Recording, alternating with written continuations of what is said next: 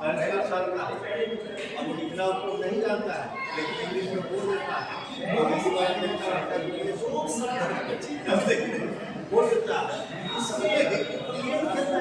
लिखना नहीं जानता है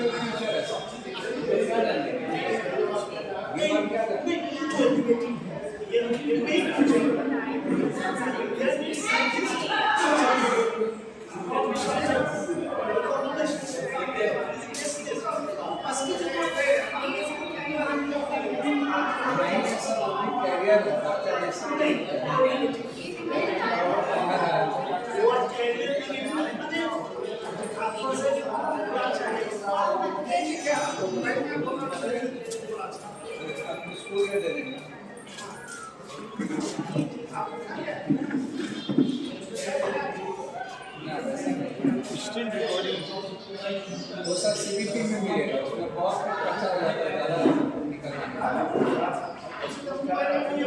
और स्कूल में से देखिए अगर आप पेमेंट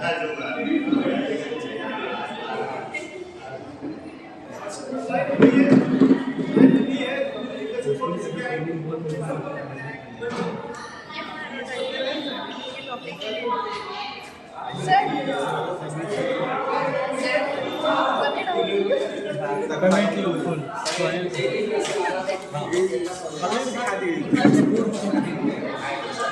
क्या हुआ इतना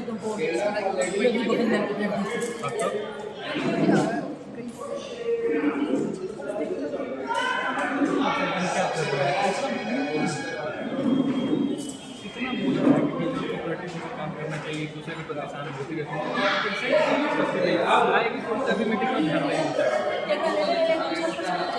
ले क्या कीजिए रजिस्ट्रेशन नहीं हुआ अभी तक क्या बीके ठाकुर सर कौन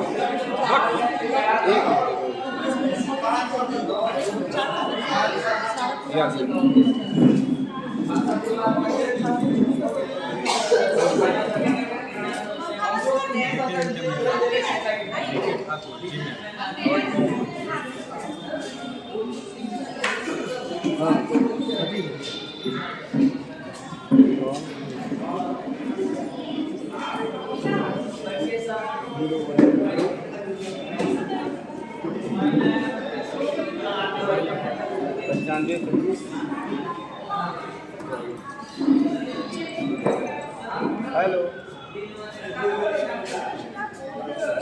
हाँ हो गया phone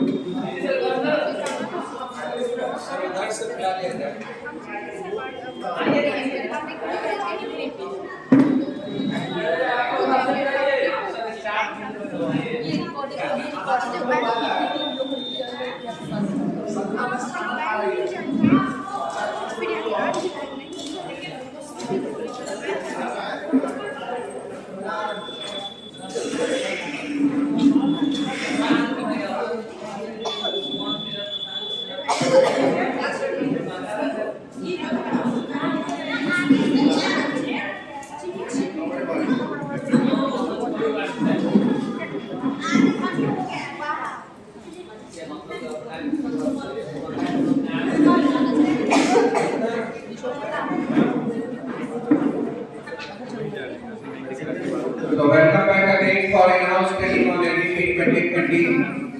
So now we are moving forward on NDP 2020. So this is the part of teachers education.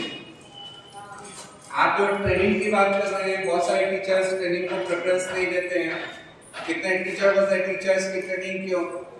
तो इस पे एक कमीशन बैठी थी, जीएस वर्मा कमीशन। उन्होंने बताया कि टीचर्स एजुकेशन में कितना पढ़ने वाला है, सबसे ज्यादा इसी पे ध्यान देने की इंपॉर्टेंट क्यों जरूरी है। तो देख लीजिए, जीएस वर्मा कमीशन 2012 में जो है कंस्टिट्यूट की गई थी सुप्रीम कोर्ट के द्वारा।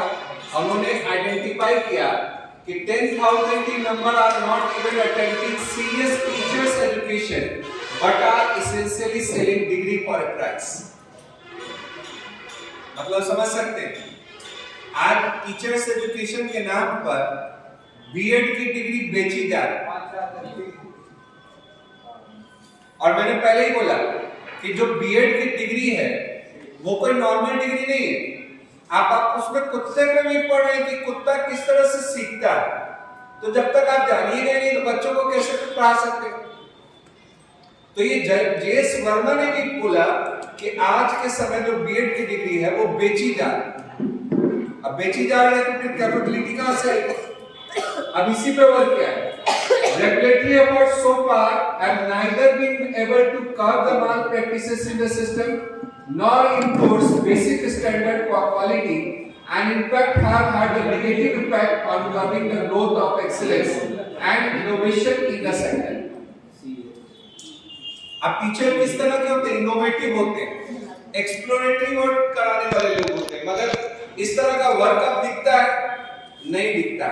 तो इसका कारण यही है, ये जो करप्शन था टीचर्स एजुकेशन सिस्टम में, इसी का असर है। क्योंकि बीएड डिग्री का सबसे पहले इस्तेमाल आपको टीचिंग में किस तरह से इंप्लीमेंटेशन लाना, इस पर होना चाहिए।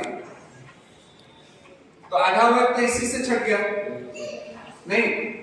और ट्रेनिंग के नाम पर भी आजकल बहुत सीरियस नहीं है, सीरियसली नहीं जान रही है कि ट्रेनिंग की प्रॉब्लम क्या है। ऑनलाइन ट्रेनिंग होती थी, लोग क्या करते थे कि सीधा ऑन किया, मोबाइल में पॉकेट नहीं, उसके बाद जैसे आया असेसमेंट फॉर्म भर दिए, काम खत्म, ट्रेनिंग हो गई। तो पहले की ट्रेनिंग जो थी, इसीलिए गवर्नमेंट ने सोच लिया, सीबीएसई ने सोच लिया कि लोग कर नहीं रहे, इसीलिए इसको फेस टू फेस लाएंगे, कम से कम रिलेटिव तो लगे कुछ। आज आप इन हाउस की 5 ट्रेनिंग करिएगा, इससे पहले इस तरह की ट्रेनिंग कितनी आप ईमानदारी से किए वो सब जाने। तो कम से कम जो ट्रेनिंग है वो चलती रहनी चाहिए, क्योंकि इसमें सुधार लाने का बहुत दम है ट्रेनिंग में। लोग की सोच बदलने में बहुत ज्यादा लाती है पर। इसीलिए टीचर्स एजुकेशन पर जीएस वर्मा की बातों को ही रख के ट्रेनिंग प्रोग्राम्स के थ्रू आपको वो सब चीजें फिर से दी जाए। अब बहुत चीज तो इम्प्लीमेंट करने वाली है जिस पावर में कर लो। तो जो आज जेएस वर्मा ने बताया कि ऐसे 10,000 इंस्टीट्यूशन है पूरे इंडिया में जो लगभग क्या कर रहे हैं, डिग्री को सेल कर रहे हैं, केवल बीएड की डिग्री। रियल एजुकेशन नहीं पहुंच पाया, टीचर्स के लिए क्या चाहिए। और आपको मालूम है कि बीएड की डिग्री क्या क्या करती है, वो सबसे पहले टीचर्स की कैपेबिलिटी को एनहांस कर देती है। तो इस पर सबसे पहले वर्क करने का काम किया, टीचर्स एजुकेशन पर बहुत ज्यादा वर्क है। नहीं तो फिर क्या होगा, जो एक्सीलेंस इनोवेशन चाहिए वो नहीं मिल पा रहा। इसीलिए ये पहला बोला गया कि टीचर्स की ट्रेनिंग बहुत इंपॉर्टेंट इसमें। तो कह रहा this sectors regulatory system are therefore is urgent need of revitalization through radical action in order to raise standards and restore integrity and credibility, efficiency and quality to the teachers education system.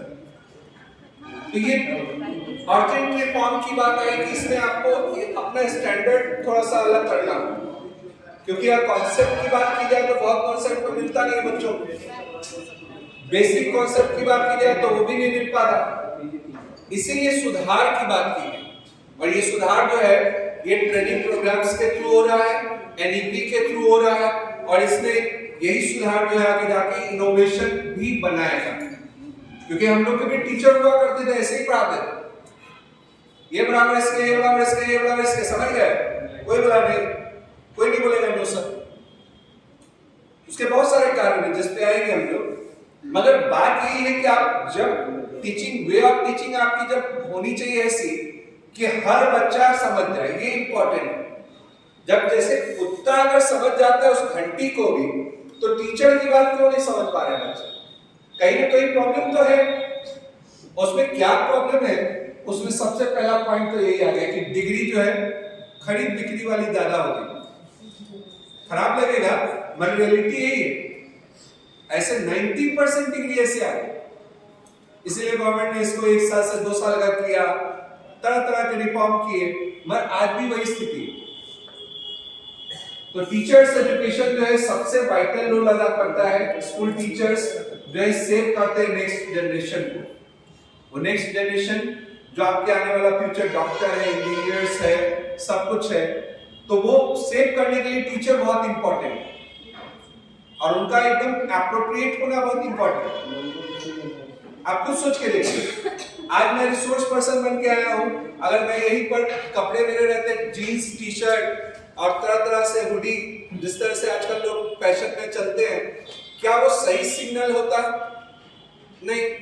वैसे ही teachers के dress up style से लेके behaviour तक सब चीज work करता है student के माइंड।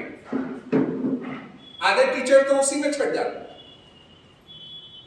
जो अपनी मेंटेलिटी सही नहीं कर पा रहे वो बच्चों की क्या करें? आधे टीचर्स को ट्रेनिंग से मतलब नहीं, तो जब आपको ट्रेनिंग से मतलब नहीं तो आपके बच्चे क्यों पढ़ेंगे आपसे? यही सब कमी है, जो कमी बढ़ते बढ़ते आपके आने वाले जनरेशन को खराब करना। और जेएस वर्मा इसी को आइडेंटिफाई किया। अब बोले कि जो वर्क होना चाहिए वो नॉलेज के साथ साथ इंडियन इथोस को भी बताया जाना चाहिए। इसके लिए आर्ट इंटीग्रेशन लर्निंग पर टॉपिक भी रखा गया था। पिछले साल आपको एक जो इसमें क्या कहा जाए प्रोजेक्ट दिया गया, प्रोजेक्ट पे वर्क भी हुआ, बहुत लोगों ने वर्क किया इस पर। क्या किया?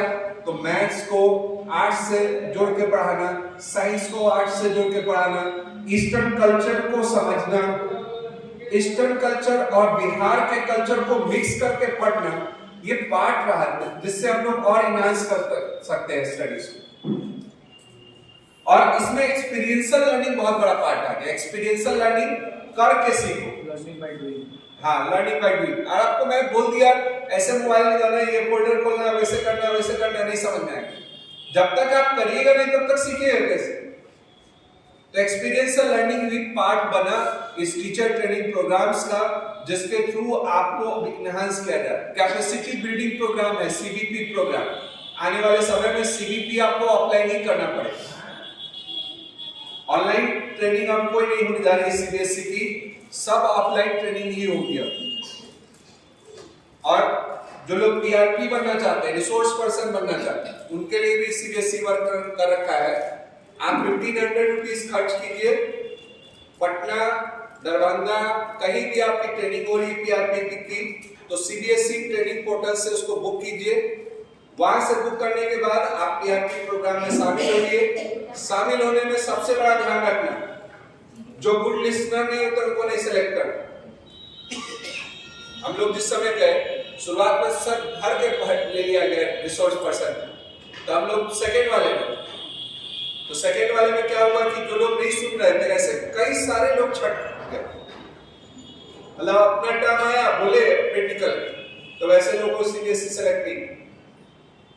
हम लोग यहाँ मुजफ्फरपुर से उस समय मात्र 2 आदमी सेलेक्ट हुए। कारण यही था कि आधे लोग क्या किया, अपना बोले अब फिर निकल।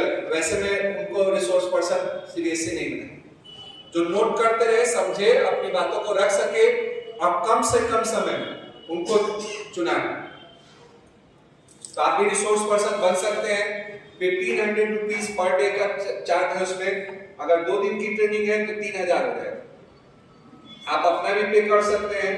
अब पे करने के बाद आप अगर रिसोर्स पर्सन बनते हैं तो आपको सीबीएसई ट्रेनिंग कराने का मौका मिलेगा। इन-हाउस आप अपने स्कूल में कर सकते हैं।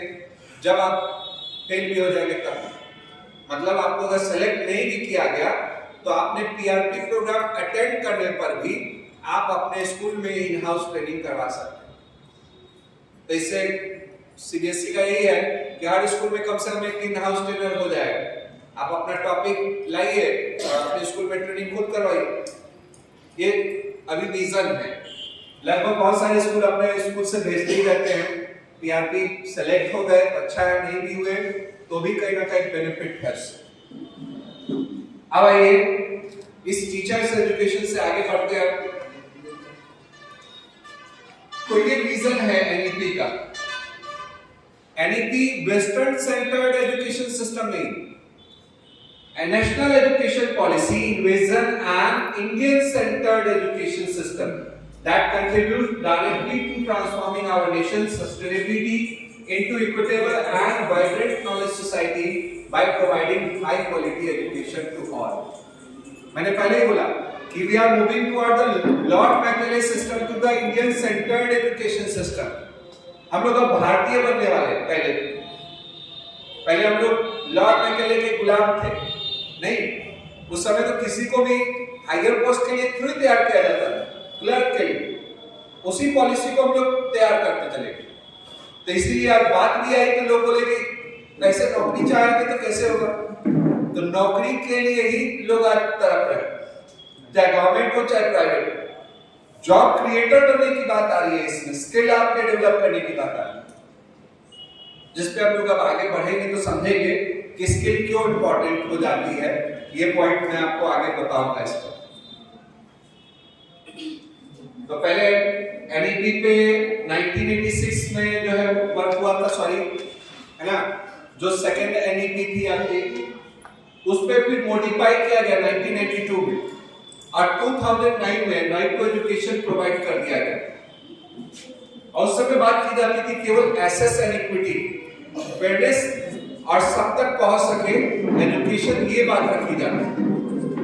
मगर अब विजन चेंज है गवर्नमेंट का। गवर्नमेंट का विजन है कि education policy quality of education पे वर्क करे। जो क्वालिटी कैसे मिलेगी, जब आप कॉन्सेप्ट दीजिए। आज जब कॉन्सेप्ट ही नहीं दिए तो फिर क्वालिटी कहां से है? क्वालिटी वो है जहां बच्चे रिसर्चर बन सके सब्जेक्ट से। आप खुद सोच के देखिए, आज कितने बच्चों में पकड़ है सब्जेक्ट की, जो हर चीज जानते हो सब्जेक्ट्स का। रियल रिसर्च इसीलिए पीएचडी में नहीं मिली। तो क्वालिटी एजुकेशन वो है that will provide the researchers from the Indian subcontinent. Indian society से वो रिसर्चर निकालने की बात आ रही है। जो भी कमी है क्वालिटी एजुकेशन वही है जो उस पर वर्क करना है। तो ये क्वालिटी एजुकेशन केवल स्कूल एजुकेशन में नहीं है, हायर एजुकेशन में भी है। मैंने पहले ही बोला कि अगर टीचर सोच रहे हो केवल हम ही लोग को ट्रेनिंग करा के बोरिंग वर्क किया जा रहा है, तो ऐसा नहीं है। हायर एजुकेशन में भी इसमें वर्क है। और ये जो आज पीपीटी है, इसका हाफ पॉइंट पीपीटी का केरला के कॉलेजेस से लिया है। केरला में ऑलरेडी जो है इस पर इम्प्लीमेंटेशन हो चुका। हम लोग स्कूल के लायक इसमें थोड़ा सा मॉडिफिकेशन किए हैं, मगर केरला कॉलेजेस ऑलरेडी इस पर डिस्कस कर रहे हैं। और मैं स्कूल में गया था, यहाँ रोसड़ा में एक स्कूल है जिसका नाम है सुंदरी देवी सरस्वती शिशु विद्या मंदिर। पता चला वहां के टीचर 5 दिन से एनईपी पर खुद डिस्कशन कर रहे हैं। जब मेरा बारी आया तो वहां वो भी सुने, पीपीटी भी रखी ताकि वो उस पर डिस्कस कर सके, और ताकि इंप्लीमेंट करना है तो उनका वो जो जागरूकता थी वो अलग ही लेवल की। तो जो लोग ट्रेनिंग को थोड़ा सा बोरियत समझ के काम करते हैं, वो अपने इंप्लीमेंट नहीं कर पाएंगे आने वाले समय में, क्योंकि बहुत इंपॉर्टेंट है ये कहीं ना कहीं वर्क करना। So we have to work on school and higher educational institute both, दोनों पे वर्क करना है, ना कि केवल स्कूल पे।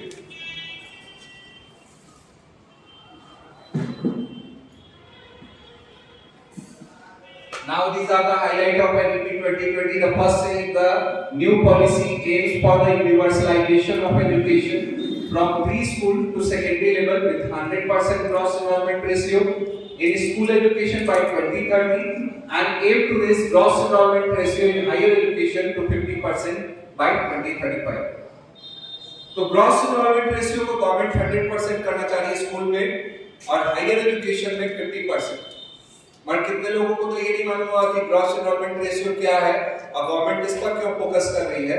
तो इसलिए मैं आपको इसको थोड़ा डिटेल नहीं बताना चाहूंगा, क्योंकि सोशल साइंस के तो सब टीचर है नहीं, तो डिटेली ये है कि किसी भी देश का डेवलपमेंट केवल इनकम लेवल पे नहीं देखा जाता, 3 चीजों को ऐड कर दिया जाता है। क्या क्या?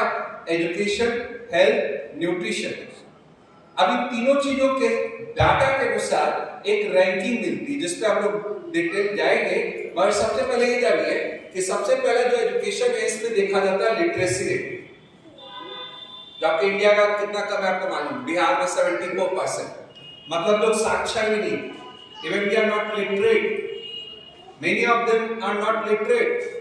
तो ये प्रॉब्लम है, हमारी लिटरेसी रेट पहले कम है, इस पर वर्क करना पड़ता है। फिर जो सेकंड वर्क है वो होता है ग्रॉस एनरोलमेंट रेशियो या नेट अटेंडेंस रेशियो। मतलब जो प्राइमरी एजुकेशन है जिसमें 14 साल तक के बच्चों का एनरोलमेंट होता है, वो अटेंड करते हैं कि नहीं करते स्कूल, इसका रेशियो देखा जाता है। जो बिहार में मात्र 48%। सर इधर आ जाइए, आगे आ जाइए, आगे बहुत चेयर खाली है, वहां थोड़ा सा गैलरी कम लगेगा।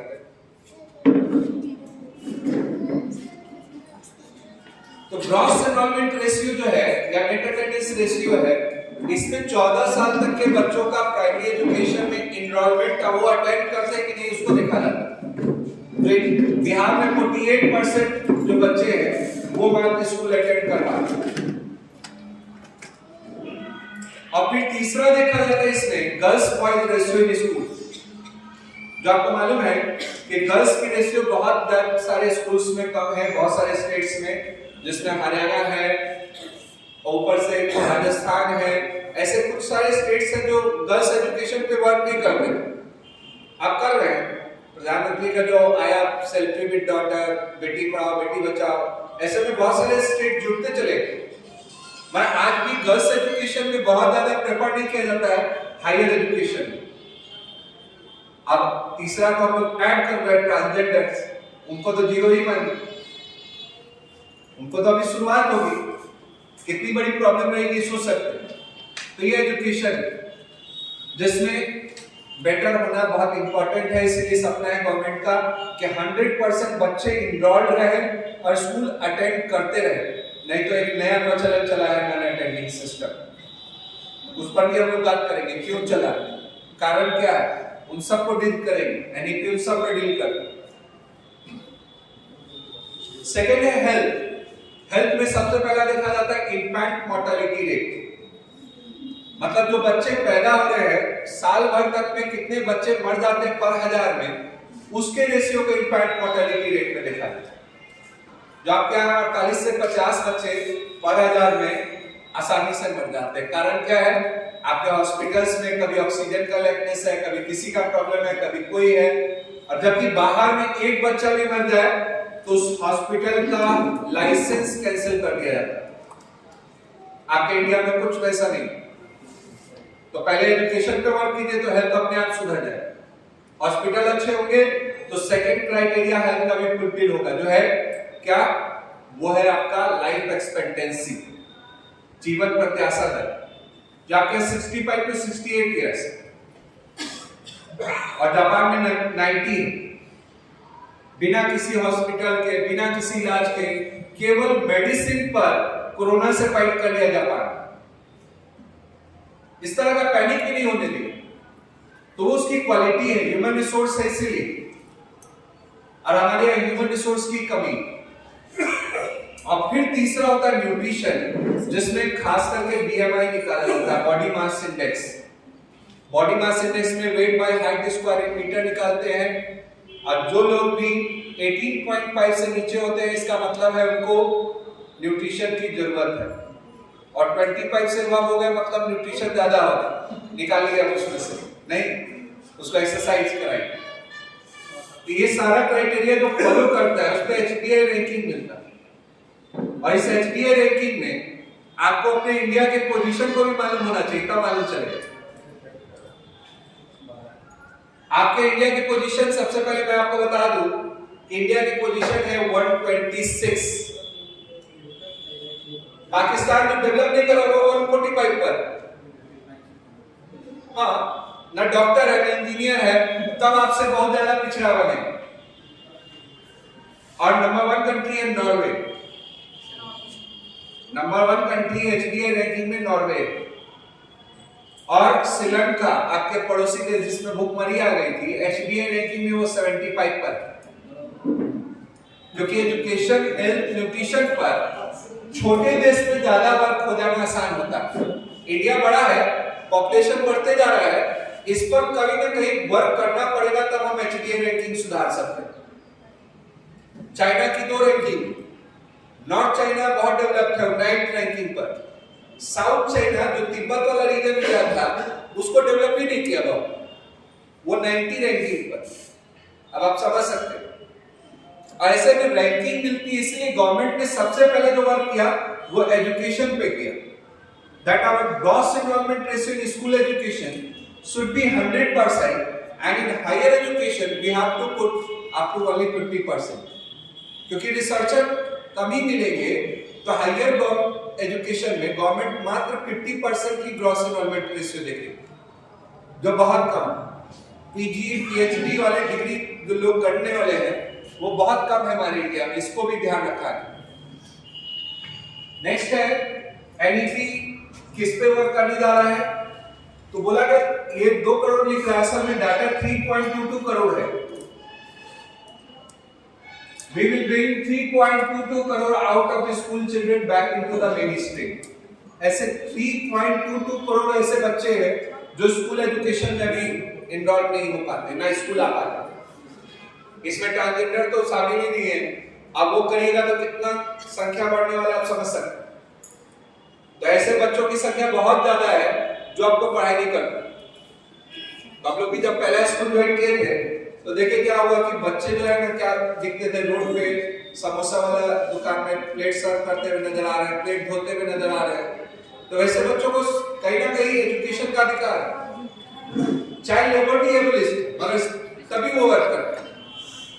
तो हम लोग जो पहले स्कूल में गए थे तो वहां पर वही था, हम लोग के डायरेक्टर प्रिंसिपल तो अच्छे जान पहचान थे, उनके साथ बात रखी, उन्होंने एप्लीकेशन लिखा, एप्लीकेशन में सभी टीचर्स स्टूडेंट्स से साइन कराया गया। अब पहुंच गए डीएम ऑफिस में। डीएम ऑफिस में क्या कहा गया, बोला गया कि आज हम ये बच्चों को हम फिर वापस घर भेज देंगे, मगर इनके गार्जियन फिर भेज देंगे काम करने के लिए, क्योंकि उनकी सोच यही है जितने बच्चे उतना कमा के देंगे। इस सोच को कैसे बदला जा सकता है? एजुकेशन से। इसीलिए गवर्नमेंट का सपना है हर तरह के बच्चों को अब स्कूल एजुकेशन में जोड़ना। इसके लिए गवर्नमेंट कई सारे प्रोग्राम्स ला चुकी है ऑलरेडी, जिस पर आप लोग बात करेंगे, मगर मेन मकसद यही है 3.22 करोड़ ऐसे बच्चों को फिर से स्कूल एजुकेशन में लाना, और इसमें ट्रांसजेंडर्स भी शामिल। नेक्स्ट है the structure 10+2 structure curricular to be replaced by 5+3+3+4 curricular structure corresponding to the age 3, 8, 11, 11 to 14, 14 to 18 respectively, जो आपको अब इम्प्लीमेंट करना। तो हम लोग के स्कूल में तो ऑलरेडी ब्लॉक बने हुए, सर गए हैं तो हम लोग यहाँ देखे होंगे, सर नर्सरी का अपना ब्लॉक है, 9, 10 का अपना ब्लॉक है, 7, 8 का अपना ब्लॉक है, उसके इंचार्ज अलग है, उसका सब सिस्टम अलग है। ये हम लोग का स्कूल ऑलरेडी इम्प्लीमेंट कर, मगर अब आपको हर स्कूल में इम्प्लीमेंट करना है। 5+3+3+4 स्ट्रक्चर क्या है इसमें? तो पहला 3 साल आंगनवाड़ी बाल वाटिका, दैट विल बी बैगलेस। तो कितना मैडम को तो झटका लग गया होगा, बैगलेस क्यों, बच्चा क्या पढ़ाए? नहीं लगा होगा कि नहीं लगा? आप खुद सोच के देखिए, एक छोटा बच्चा, हम लोग भी जब अपना घर छोड़ते थे तो क्या स्थिति रहती थी? हम लोग हंस के आते थे कभी स्कूल, रो धो के आना पड़ता, क्योंकि घर से छोड़ना, और जाइए तो टीचर डरा पता चल रहा है पीट रहा है बड़ी बड़ी छड़ी से। नहीं, आजकल तो पीटना मना हो गया, और पहले तो पीटते थे। तो वो बच्चा कैसे अपने आप को ग्रो कर पाएगा जहां उसको एक फ्रेंडली माहौल नहीं मिलेगा? तो वो अपने टीचर में सेकंड माँ देखता है। सबसे पहले जो पहला बच्चा आता है, नर्सरी से समझिए स्टार्ट कर रहा है, वो अपने टीचर को एक एज ए मदर के रूप में देखता है। तो मदरली बिहेव नहीं रहेगा तो क्या आपको दोबारा आना चाहेगा? नहीं। और जैसे माँ खिला खुदा के पढ़ा देती है, बच्चे के पीछे भोजन ले लेके दौड़ रही, खा ले बेटा, वो दौड़ रहा है, उसको सीख भी रहा। उतना शायद स्कूल में नहीं सीख पाता। बुक्स इतनी हार्ड होती है, जितना उनका वजन है उससे ज्यादा उसका बैग का वजन होता है, उससे ज्यादा वजन उसका हो गया। और उसके अलावा क्या हुआ कि घर गया, होमवर्क इतना मिला हुआ है कि घर पहुंचने के बाद मम्मी कही कि इस होमवर्क को कौन बनवाएगा, चलो एक और ट्यूटर लगा देते घर। बेचारा फंस गया एक छोटी सी एज में। तो उसे ये गवर्नमेंट ने किया, उनको बैगलेस बनाया। There will be bagless 3 years, that will be anganwadi and pre schooling, जो 12 साल की स्कूलिंग में जुड़ गए। फिर नेक्स्ट 2 ईयर हो गया क्लास 1 क्लास 2। अब एज 8 तक इसकी निकल जाएगी, क्लास 2 में ही उसका 8 साल बीत चुका हो। फिर आ गया नेक्स्ट 3 इयर्स, जो क्या होगा, एज ग्रुप 8 to 11 हो गया, यानी कि 3, 4, 5। फिर नेक्स्ट 3 इयर्स जो हो गया उसका कितना, 11 to 14 क्लास हो गया 6, 7, 8। फिर नेक्स्ट 4 ईयर क्लास 9, 10, 11, 12। इस तरह से स्कूल का स्ट्रक्चर किया गया ताकि इस स्ट्रक्चर से हम लोग फिर वर्क कर सकें, क्योंकि हर की नीड अलग अलग है। इसी स्ट्रक्चर को ऐसे डिजाइन किया गया है ताकि हर लोगों की, हर बच्चों की नीड को हम समझ सकें, क्योंकि हर बच्चों की नीड अलग अलग। आप जैसे बच्चों को पढ़ाते हैं वैसे सीनियर को नहीं पढ़ा सकते, और जैसे सीनियर को पढ़ा सकते हैं वैसे जूनियर को नहीं पढ़ा सकते। इसीलिए स्ट्रक्चर ये रहेगा 5+3+3+4। अब इस स्ट्रक्चर को और समझिए। इस तरह का गवर्नमेंट का सपना है 3 to 8 एंजॉयबल स्टडीज, जहां बच्चे कलर ड्रेस में भी आए, एंजॉय करें, बैठना सीखे पहले। फिर 8 to 11 जो 3, 4, 5 क्लास है, उसमें आप बच्चों को आप इंग्लिश लैंग्वेज इंपोज कर सकते हैं, प्राइवेट स्कूल्स बेसिक चीजों पे वर्क कर सकते हैं। 6, 7, 8 में बच्चों को थोड़ा सा अपना बेसिक स्कूल्स पर ध्यान देना होगा। और 9 to 12 जो है वो रिसर्चर बनाने की बात आ जाएगी वहीं से, क्योंकि वो सब्जेक्ट की पकड़ उनकी बढ़नी चाहिए, क्योंकि कैरियर वहीं से बनाएंगे। उनको सब्जेक्ट चूज करने का ऑप्शन नहीं कन्वर्ट मिल जाएगा, जो बहुत मुश्किल है। आगे इस पे डिस्कस करेंगे कि प्रॉब्लम कहाँ आने वाली है, क्यों प्रॉब्लम है, बच्चों का माइंडसेट क्या, इस पर डिस्कस करेंगे। तो गवर्नमेंट का तो यही रीजन है। ये स्ट्रक्चर है। तो पहला 3 साल बाल वाटिका आंगनवाड़ी, फिर क्लास 1 और क्लास 2 जो फाउंडेशनल कहलाए, फिर सेकंड प्रिपरेटरी क्लास 3 to 5, फिर मिडिल 6 to 8, 8 मिल जाएगा 11 to 14, अब 14 to 18 सेकेंडरी रह जाएगा। तो अब 15 साल की स्कूलिंग है। पहले केवीएस क्या करता था कि स्टैंडर्ड 1 से एडमिशन लेता था, और इस बार आपने देखा होगा केवीएस का बाल वाटिका के नाम पर एडमिशन चालू हुआ, प्री स्कूलिंग के नाम। पहली बार केवीएस में इसी साल से एडमिशन चालू हुआ है बाल वाटिका के नाम, जिसमें 3 साल पे आपको एडमिशन कराना हो। और अगर आप क्लास 1 में एडमिशन कराना चाह रहे हैं तो बच्चे की एज कितनी होनी चाहिए? 6 साल। अब 6 साल होगी, यानी कि आप लोग तो घटा बढ़ा देते थे ना, अब वो सिस्टम ही खत्म हो जाएगा। हाँ, अब बिहार में ये ज्यादा होता था, ये कम होने लग जाएगा, क्योंकि एज ग्रुप में 3 साल में आपको डालना होगा, उससे कम में तो आप डाल नहीं सकते। ले दे के 18 साल में ही स्कूलिंग कंप्लीट होगी, +2 18 इयर्स तक बीत जाएगा, और 15 साल की स्कूलिंग हो गई।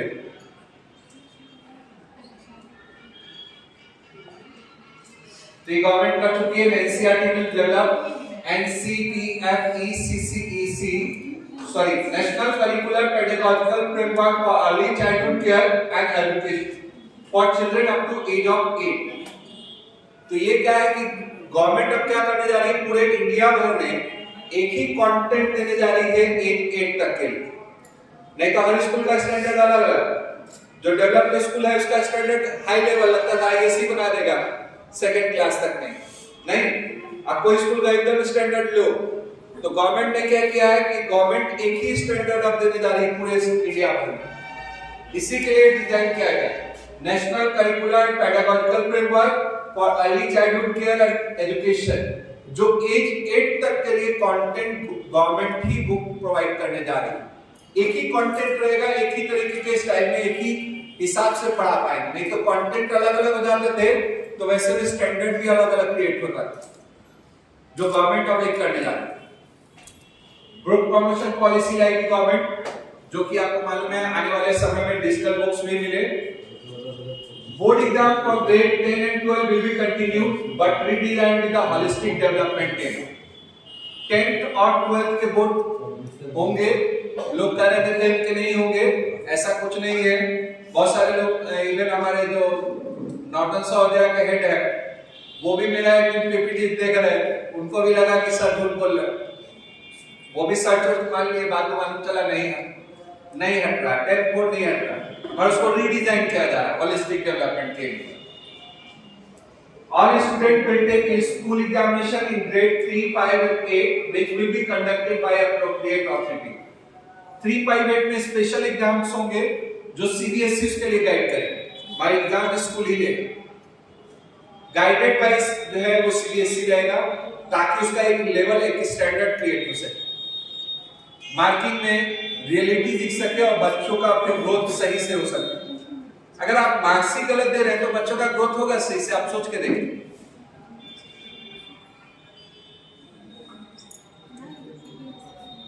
तो एनईपी का ऑब्जेक्टिव है revive the school education system, create world class multidisciplinary higher education institute across the country, increase gross enrolment ratio from 82 to 100% by 2035 to build world class universities and to achieve high global ranking। तो government का ये सपना है कि 9th onward उन लोग को इतने सब्जेक्ट्स मिलने वाले हैं जो उनके कैरियर में बहुत ज्यादा ग्रोथ कर सकते हैं। फैशन डिजाइनिंग है, 9th ऑनवर्ड चुन सकते हैं, रोबोटिक्स है, उसको 9th ऑनवर्ड चुन सकते हैं, ताकि उनका कैरियर जो अब्दुल कलाम जी का सपना था वो पूरा हो जाएगा स्किल ट्रेनिंग में। और इसीलिए वर्क किया जा रहा है ताकि हम लोग वर्ल्ड क्लास यूनिवर्सिटीज और इंस्टीट्यूशन दे सके, हायर एजुकेशन में भी, स्कूल में भी।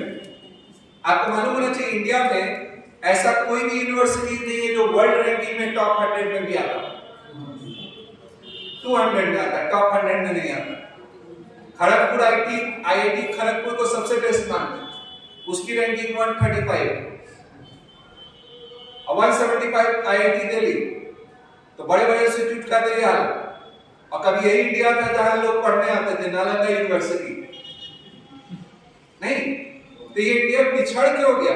ये क्वालिटी ऑफ एजुकेशन में कहीं ना कहीं वर्क हो नहीं हुआ है, इसीलिए कहीं ना कहीं पिछड़ा है।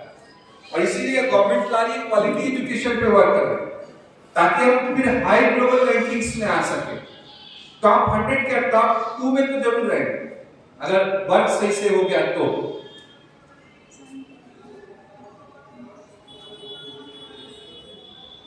एनईपी कमिटी है, सबसे पहले मैं बताना चाहता हूं कमिटी 17 मेंबर्स की है, मगर मैं यहां पर 9 ही व्यक्तियों के नाम ले रहा हूं।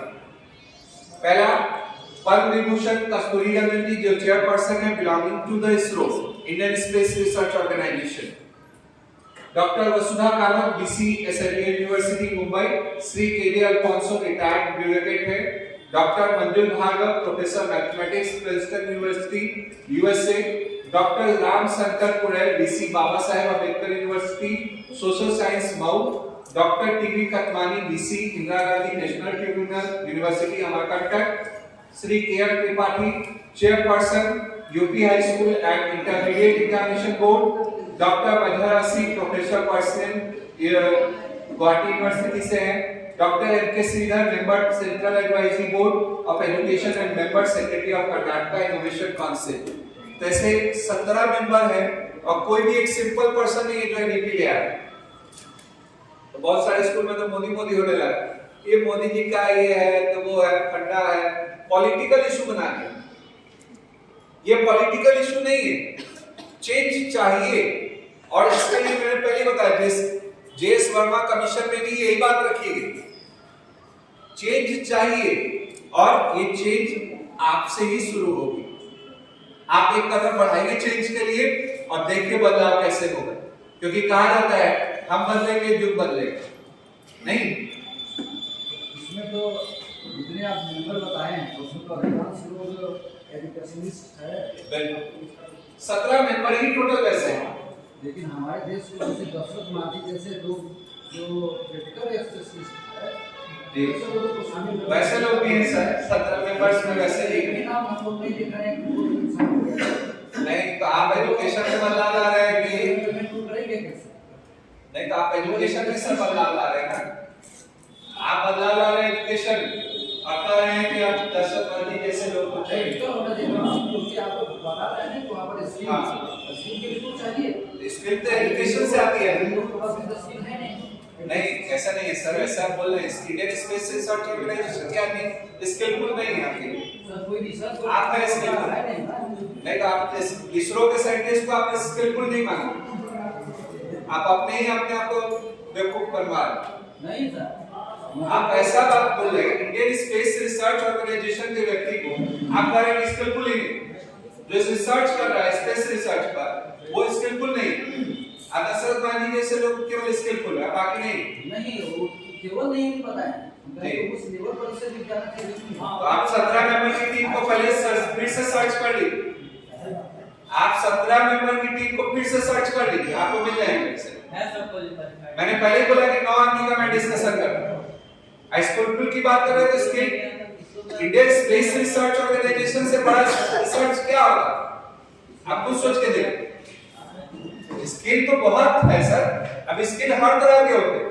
मैंने पहले ही बोला कि स्किल भी हर तरह के, आप लोग गुलाम होने वाला स्किल ज्यादा ढूंढ रहे हैं। चलिए आइए एनईपी कंपोजिशन पे आते हैं। पहला स्कूल एजुकेशन पे वर्क करना है, तो एनईपी स्कूल एजुकेशन पे वर्क कर ही गई है। ट्रेनिंग के माध्यम से आपको बताया जा रहा है, आप बच्चों पर इंप्लीमेंट कीजिएगा। आने वाले समय में कॉन्सेप्ट लर्निंग पर आप रिसर्चर बना पाइए। मेन वर्क कॉन्सेप्ट लर्निंग पर है, कॉन्सेप्ट देना है, चाहे आप किसी लैंग्वेज में दीजिए। सेकंड है हायर एजुकेशन। मैंने पहले ही बोला कि केरला कॉलेजेस से ली गई है पीपीटी आदि, और केरला में ऑलरेडी पहला स्टेट है जो इंप्लीमेंट कर चुका है। मध्य प्रदेश में डॉक्टरी की पढ़ाई हिंदी में शुरू हो चुकी है। ऐसे में कई सारे स्टेट इस पे इंप्लीमेंटेशन कर चुके हैं, क्योंकि बदलाव तो चाहिए, इसमें फैक्ट है, इसमें कोई झूठ नहीं। और तीसरा है अदर की एरिया फोकस, जिसमें बहुत सारी निगेटिविटी को भी देखा जाता है। जैसे निगेटिविटी बहुत है कि ये क्यों, कैसे, किस लिए, इसमें आगे इंप्लीमेंटेशन आने में कितनी रुकावटें आने वाली है वो सब भी गवर्नमेंट जाने। आधे लोग का तो माइंडसेट वही 19वीं सेंचुरी वाला, उसको 21st सेंचुरी की लाइफ कहां से लाए। जैसे आप सर दशरथ मांझी की बात कर रहे हैं, तो दशरथ मांझी 19वीं सेंचुरी वाला प्रोसेस है। आज मशीनें हैं उसके लिए, वो 21st सेंचुरी की नहीं है। और इसलिए बदलाव चाहिए। माइंडसेट 19वीं सेंचुरी रख के 21st सेंचुरी की जरूरत को पूरा नहीं किया जा सकता। रिफॉर्म चाहिए।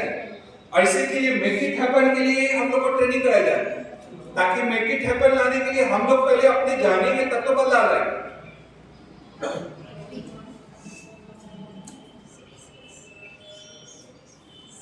तो ये गवर्नमेंट का सपना है कि बच्चे से ही ऐसा पढ़ाया जाए कि वो पीएचडी रिसर्चर बन सके।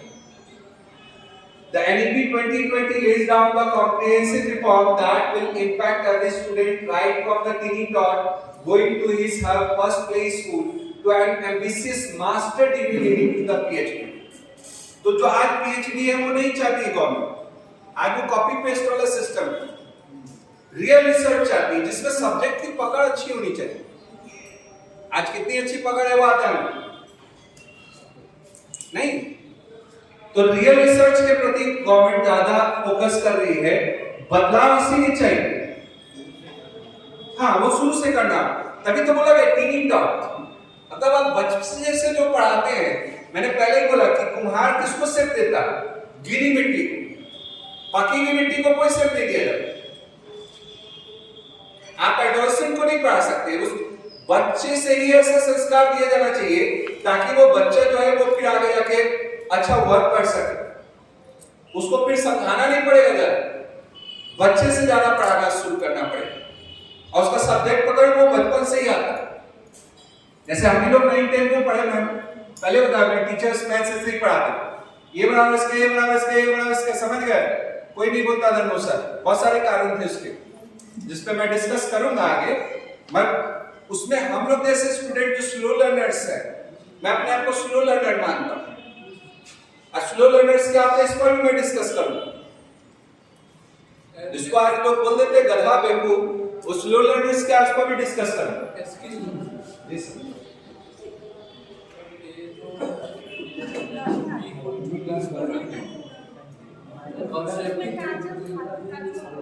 बिल्कुल बिल्कुल सर, बिल्कुल इसी पर तो प्रॉब्लम वर्क करेंगे। और प्रॉब्लम भी बताइए कि अगर आने वाले समय में गवर्नमेंट ऐसे कह रही लोकल लैंग्वेजेस में आप बुक देना चाहते हैं, हिंदी में देना चाहते हैं, तो वो बोले कि कंटेंट देना आसान नहीं होगा इतना जल्दी। आप चाहिएगा तुरंत बदलाव हो या नहीं होता, स्टेप बाय स्टेप। एजुकेशन में एलिवेटर नहीं लगा हुआ तुरंत पहुंच जाएंगे, स्टेप बाय स्टेप वर्क होगा जिसमें कंटेंट के लिए गवर्नमेंट वर्क कर रही है। एक तो कर चुकी है ना, आप देखें कि national curricular and pedagogical framework for early childhood care setup कर दिया गया। नहीं तो क्लास 2 तक के लिए इतना लोड था, बुक का कोई पता सही से नहीं था, और पता चलता था हर स्कूल में अलग अलग लेवल। उसको तो सुधार दिया गया, उसके लिए ऑलरेडी वर्क कर चुके गवर्नमेंट, अब वो सेटअप कर दिया गया। अब वो एक ही कंटेंट पूरे इंडिया में देने जा रहे हैं। तो आप ये नहीं सोचिए कि नहीं होने वाला, सब होने वाला, मगर समय के साथ अचानक नहीं किया जा सकता। ये ट्रेनिंग का माध्यम इसीलिए बना, 2 साल से ट्रेनिंग हो रही है ऑलरेडी, 2 साल और चलाने का मेन है, क्योंकि 2 साल वाली तो फेल हो गई, ऑनलाइन तो फेल थी नहीं। जैसे बच्चों को आप ऑनलाइन पढ़ाए तो फेल रहा, क्योंकि बच्चा भी ऐसे ही ऑनलाइन करता था जैसे आप कर रहे हो। एग्जाम्पल तो आप ही ने सेट करते। तो वही बात है, आप ऑफलाइन की गई है तो इसका असर फिर होगा 2 साल बाद, फिर आप देखिएगा कि चेंज होने जा रहा है एजुकेशन सिस्टम में। अब है what is the aim of school education. पहला है to bring desirable change in the behaviour of learner. तो मैंने पहले ही बोला कि पढ़ा लिखा समाज ही अलग होता है। अनपढ़ को यही कुर्सी दीजिए, बैठने का स्टाइल अलग होगा, पढ़े लिखे का बैठने का स्टाइल अलग होगा। ये होता है desirable change that we want from the education system. तो एजुकेशन में यही बदलाव चाहते हैं कि कैसे बैठे, कैसे उठे, कैसे, ये सब पार्ट आ जाता है एजुकेशन से, है ना। और ये पार्ट ऑफ होलिस्टिक डेवलपमेंट जो सेकंड बोल रहा है, to foster all round holistic development of child personality. तो फोस्टर करना होता है हम लोग को चाइल्ड पर्सनालिटी होलिस्टिक डेवलपमेंट के एम से। होलिस्टिक डेवलपमेंट का मतलब होता है ओवरऑल डेवलपमेंट, जिसको हिंदी में सर्वांगीण विकास कहते हैं। तो ये सर्वांगीण विकास क्या आसान लगता है? आप अपने खाने का स्टाइल देखिए, हाई सोसाइटी में खाने का स्टाइल देखिए, दोनों में चेंज है। आज नेवी में सबसे पहले खाना पीना ही सिखाया जाता है, कैसे आप चम्मच यूज करके खाइएगा। हाथ तो हमेशा गंदे ही रहते हैं किसी न किसी कारण से, कितना हाथ धो लीजिएगा वो साफ नहीं होने वाला है। तो चम्मच को आजकल इतने ऐसे ऐसे डिस्पेंसर आ गए जिसमें साफ किया जाता है, अब उस चम्मच को यूज करते हैं वो लोग। अब वो चम्मच से खाना है, चाकू से कट करके रोटी खाना है, ये सब बहुत टेक्निक है खाने में, ये बच्चों में नहीं आता। और जैसे ही आपको वहां से वो बच्चे आएंगे, आपको कहेंगे यू आर प्रिमिटिव, आप हाथ से गोल करके खा रहे, आपको कहेंगे यू आर प्रिमिटिव। ये पार्ट भी होलिस्टिक डेवलपमेंट का, कैसे खिला रहे हैं जी, बिल्कुल बिल्कुल, कैसे खाना है, कैसे कपड़ा रखना है, कैसे बैठने का स्टाइल होना चाहिए, पोस्चर क्या होना चाहिए। आपको ये मालूम होना चाहिए इंडिया में 90% लोग गलत तरीके से खाते हैं, क्योंकि खाने का टेक्निक नहीं सिखाया जाता स्कूल में। सिखाया जाता, आपको रियलिटी पूछेगा तो डॉक्टर्स क्या कहते हैं कि आप 2 ही रोटी खाइए, मगर एक जो आप निवाला लेते हैं उस निवाले को चबा चबा के खाना पड़ता है, उतना टाइम किसी के पास है नहीं। तो खाने का तरीका वाला तभी ना आज बीमारियां बढ़ रही, बीपी, शुगर, हर तरह की प्रॉब्लम आ गई। इसका कारण यही, इसके लिए वर्क करना बहुत इंपॉर्टेंट है। ओवरऑल डेवलपमेंट में वो भी पार्ट आ जाता है। मेरा भी एक बार सामना हो गया था ऐसी सोसाइटी में, तो मैं भी दिल्ली गया, वहां पर पता चला हमारे फैमिली से रिलेटेड सभी लोग एम्स में डॉक्टर, तो उनके घर में ऐसे ही खाना पड़ा। अब पता चल रहा है चम्मच अगर लग रही है प्लेट में तो वो भी बैड मैनर्स। अब सोचिए कितना चबा रहे, चबाने में भी ज्यादा आवाज निकलनी चाहिए।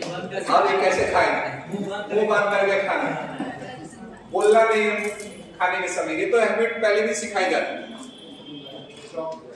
हाँ, खाना बर्बाद नहीं करना, इस तरह की पार्ट भी होलिस्टिक डेवलपमेंट में आते हैं।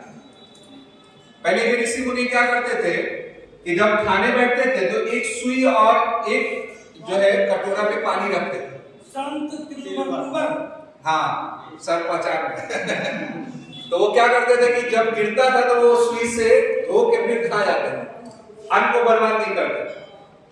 आज अन्न का सबसे ज्यादा बर्बादी होती है हमारे देश में। जहां ऐसे संत रहे वहां ऐसे बर्बादी हो रही है, सोच सकते हैं आप नहीं। इसीलिए प्रॉब्लम तो है और वही चेंज लाना एनईपी में है। स्कूल का ऑब्जेक्टिव भी यही होना चाहिए। तीसरा पार्ट है to develop healthy attitude and good values. Good values के लिए अभी तक बहुत ज्यादा वर्क नहीं किया जाता है। बहुत सारे स्कूल में, सारा मत बोलिएगा कि मेरे स्कूल में होता है, सब स्कूल में कोशिश की जाती है, बहुत सारे स्कूल में तो नहीं होता। मैं अपने स्कूल में कहता हूं कि गुड वैल्यूज के नाम पर कोई क्लास नहीं, क्योंकि वहां ऑलरेडी ये क्लास, वो क्लास, जिम क्लास, ये क्लास, इतना क्लास बना दिया गया है कि बच्चे उसी में पागल। मोरल टीचिंग नहीं है, सत्संग नहीं है। और सत्संग क्या नॉर्थ पॉइंट में भी नहीं, बड़े बड़े स्कूल जितने भी हैं कहीं मोरल टीचिंग का नाम ही नहीं। 7 पीरियड है, उसमें गेम भी है, लाइब्रेरी भी है, ये है, सब्जेक्ट्स भी है, सबको पूरा करने के चक्कर में मोरल टीचिंग कहीं नहीं। टीचर को प्रेशर है कि हमको कोर्स पूरा करना। मोरल टीचिंग के लिए समय कहाँ? बहुत जरूरी है सर, बहुत जरूरी है। डिसिप्लिन के लिए ज्यादातर स्टूडेंट्स हम स्कूल में देखे हैं, इनडिसिप्लिन स्टूडेंट्स होते जा रहे हैं अभी के समय। बिल्कुल सर, इसका कारण है मोरल एजुकेशन किसी स्कूल में नहीं हो रहा है, जिसके चलते ये चीज। बिल्कुल सर, आने वाले समय में रोड पे भी वो ऐसे ही करते हैं। घर में भी मोरल एजुकेशन नहीं होती। बिल्कुल। अब मैं पहले ही आपको कहा, उसके बाद में आ रहा हूं। होता है जब ये स्टार्टिंग थोड़ी होता है, प्राइमरी हम लोग कहते हैं ना, प्राइमरी। चलिए मैम आगे बढ़ा जाएंगे तो पता चलेगा आप ही लोग को लेट होगा। हाँ, ज्यादा डिस्कशन कीजिएगा, आप ही लोग को लेट होगा। हां बिल्कुल। मेरा काम क्या है, आपको पता है, मैं पूरा बताऊंगा। आइए, since education changes according to the changing need of the society, the aim of education also vary from time to time in the same society. पहले के समय में जो चाहिए था एजुकेशन, उसका सिस्टम अलग था, आज चाहिए वो अलग नहीं। मेरे पिताजी कहते थे 35 किलो वजन उठाओ और दौड़ जाओ रेलवे में नौकरी। 10th पास किया, उसको ट्रेजरी में नौकरी, बैंक में नौकरी। डिग्री धारक कम थे उस समय। हाँ, तो कारण यही था कि उस समय का दौर ही अलग था, अब जरूरत अलग, तो समय के साथ बदलना पड़ता, क्योंकि परिवर्तन ही संसार का नियम। ब्लैक बोर्ड टीचिंग से व्हाइट बोर्ड पर आए और व्हाइट बोर्ड से स्मार्ट बोर्ड पर आए, ये परिवर्तन ही है। परिवर्तन जो है संसार का नियम, बदलना ही पड़ता। आज एक नॉर्मल तरीके से नौकरी होती है नहीं। मैं खुद एक प्राइवेट इंस्टीट्यूट में वर्क कर चुका हूं और मैं इवन यूएस एम्बेसी के लिए भी वर्क कर चुका हूं। मैं यूएस एम्बेसी में जब वर्क करने गया था तो 9 राउंड इंटरव्यू फेस करने पड़े। सिंपली तरीके से नहीं वर्क होता। तो आप समझ सकते हैं कि आज के समय में आसान नहीं है नौकरी लेना पहले के जैसे। तो आप 21st सेंचुरी के लिए बदलिएगा नहीं तो फिर कैसे वर्क होगा? वही ना, 21st सेंचुरी के पहले बदलेंगे खुद तो तब ना बदलेंगे। पहले अपने बदलिए तब तो दूसरे को बदलिएगा। आपकी माइंडसेट अभी भी 19th सेंचुरी वाली, तो आपको बदलना पड़ेगा अपने लाइफ 21st सेंचुरी के हिसाब से बनना हो। बच्चे बहुत एडवांस, उसको कुछ नहीं मिल रहा उसके लिए। मैंने पहले ही बोला कि 21st सेंचुरी के बच्चे उसको उस लायक कुछ भी नहीं मिल रहा। अब आप सोच के देखो, अब सर की माइंडसेट भी मैंने देखा। सर अभी दशरथ नानी को रट रहे, 21st सेंचुरी है, आजकल मशीनें आ गई एसएससी। नहीं वो सब नहीं बोला था, आप कहने का मतलब था कि माइकल फैराडे भी कोई एजुकेशनिस्ट नहीं थे। बिल्कुल। और वो बहुत बड़ा यूनिवर्सिटी में पढ़े थे एंड स्कूल के हो गए नहीं, फिर भी उनको प्रैक्टिकल साइंटिस्ट कहा गया। उनका रिसर्च के बराबर आदमी भारत में नहीं कर पाता। क्यों नहीं कर पाता? वही तो चेंज करना। वो प्रैक्टिकल थे, मैं यही बात कर रहा हूं। हाँ, अब देखिए सर, रियलिटी यही है, चाणक्य ने भी इकोनॉमिक्स और पॉलिटिकल साइंस में बहुत कुछ दिया।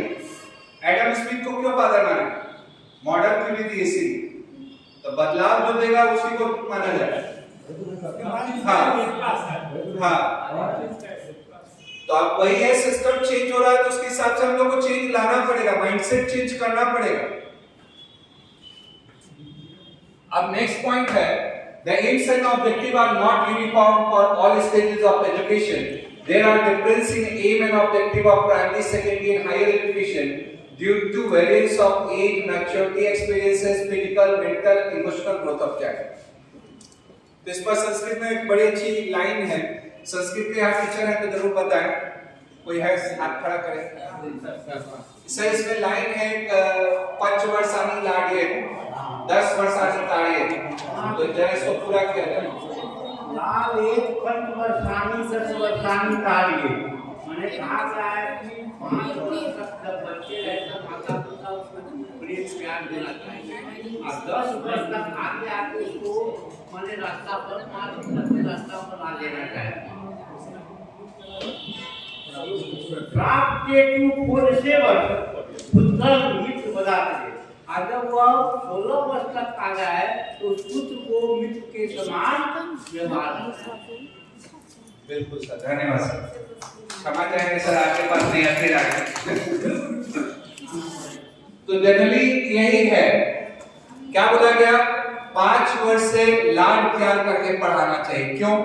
क्योंकि वो 5 साल का बच्चा एक भगवान के समान होता है। क्यों? ना उसमें लोभ है, ना ईर्ष्या है, ना क्रोध है, ना मोह है, किसी तरह का दुर्गुण नहीं। इसीलिए उसको कहा है नहीं, बच्चे में सर्व कुछ नहीं है।